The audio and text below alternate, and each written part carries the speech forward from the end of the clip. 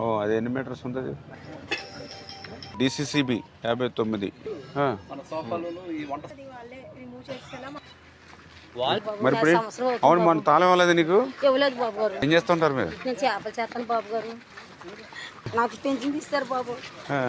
మా అబ్బాయికి భార్య చనిపోయింది, పిల్లల్ని పెంచుకుంటాను. ఆడిన పిల్లలు నేనే పెంచుతున్నాను.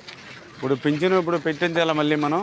ముందు ఇల్లు ఉండి బాబు. B11 చూడ ప్రాబ్లం ఏంటి చూడు ఒకసారి, అవుతే సరిపోద్ది. బాగులేగా ఉంటాయా? ఇప్పుడు మళ్ళీ అన్ని పేపర్ కొట్టి పెయింటింగ్ చేయాలి. అవును అవునండి అవును.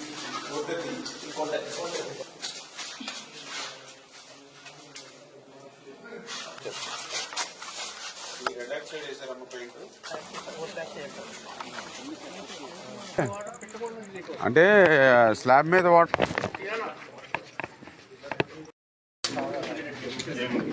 19 ఎలక్షన్ నాటికే కంప్లీట్ ఉంది. ఇది మొత్తం పెయింటింగ్స్, లోపల పెయింటింగ్స్ సహా అన్నీ వేసుకున్నాయి. మొత్తం అంతా కబోర్డ్స్. ఎన్టీఆర్ టిట్కో ఇల్లు పేదలు, మధ్య తరగతి మహిళల సొంతింటి కళ నెరవేర్చాలని ఆ రోజు చంద్రబాబు నాయుడు గారు ఆంధ్రప్రదేశ్ రాష్ట్రంలో 8 లక్షల ఇళ్ళు, మన పాలకులలో 7,164 ఇళ్ళు మంజూరు చేసి 90 నుంచి 95% ఆ రోజు ఇల్లు పూర్తి చేస్తాయి.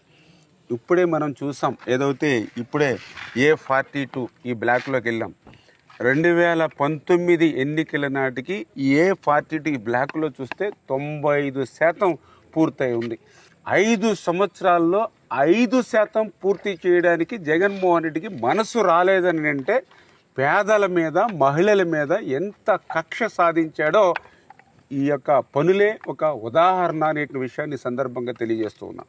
ఆ ఫ్లాట్ మీద అతను 3,65,000 రూపాయలు మరి వాళ్ళ పేరు మీద బ్యాంకులో మరి రుణం ఒక్కొక్కరి మీద, అంటే ఈరోజు చూస్తే 10 లక్షల రూపాయల అప్పు ఆ యొక్క ఫ్లాట్ దాడి మీద నెత్తి మీద పెట్టినటువంటి దుస్థితి. సరే పోనీ నువ్వు ఆ 3,65,000 వాళ్ళ దగ్గర తీసుకున్నావు, కనీసం అందులో 10,000, 15,000 అంటే వాళ్ళ దగ్గర తీసుకున్న డబ్బుల్లోంచి కూడా ఒక 10,000-15,000 పెట్టి ఆ ఫ్లాట్లో వర్క్ చేసి ఆ ఫ్లాట్ వాళ్ళకి అప్పగించాలనేటువంటి పరిస్థితి కూడా లేదు అని అంటే ఎంత మానవత్వం లేనిటువంటి వ్యక్తి జగన్మోహన్ రెడ్డి. చాలా క్లియర్గా మనందరికీ కూడా అర్థమవుతున్నటువంటి పరిస్థితి. దగ్గర 150-160 కోట్ల రూపాయలు ఒక్క మన పాలకులు ఎన్టీఆర్ టిట్కో నుంచే రుణం తీసుకుని ఆ నిధులన్నీ కూడా పక్కదో పట్టించినటువంటి పరిస్థితి. అంటే టిట్కోలోనూ డబ్బులు లేవు, ఇక్కడ డబ్బులు పెట్టి ₹1 పని చేయలేదు. ఎక్కడికి పోయాయి ఈ డబ్బులు? అంటే పేదవాడి దగ్గర నుంచి తీసుకున్న రుణం డబ్బులు కూడా డైవర్ట్ చేసేటువంటి పరిస్థితి మరి ఆ రోజు జగన్మోహన్ రెడ్డిది.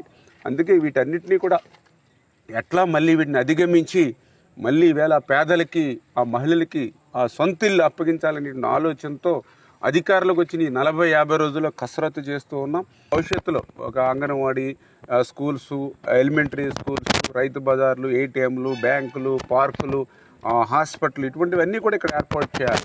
వీటన్నిటి మీద కూడా ఒక్కొక్కరి దృష్టి పెట్టి ఇప్పుడే ఫుట్పాత్ బ్రిడ్జి కూడా ఇమీడియట్లీ మనం ఈ సీజన్లో స్టార్ట్ చేసుకునేది కూడా పూర్తి చేయాలని, ఇట్లా ప్రతిదీ కూడా ఒక ప్రయారిటీ ఎన్టీఆర్ టిట్కో ఇళ్ళు పెట్టుకుని పనిచేస్తున్నాం. అందుకే ఇక్కడే ఇప్పుడు టెంట్ వేసుకుని రోడ్డు మీద వీటి మీద రివ్యూ చేసుకున్నాం.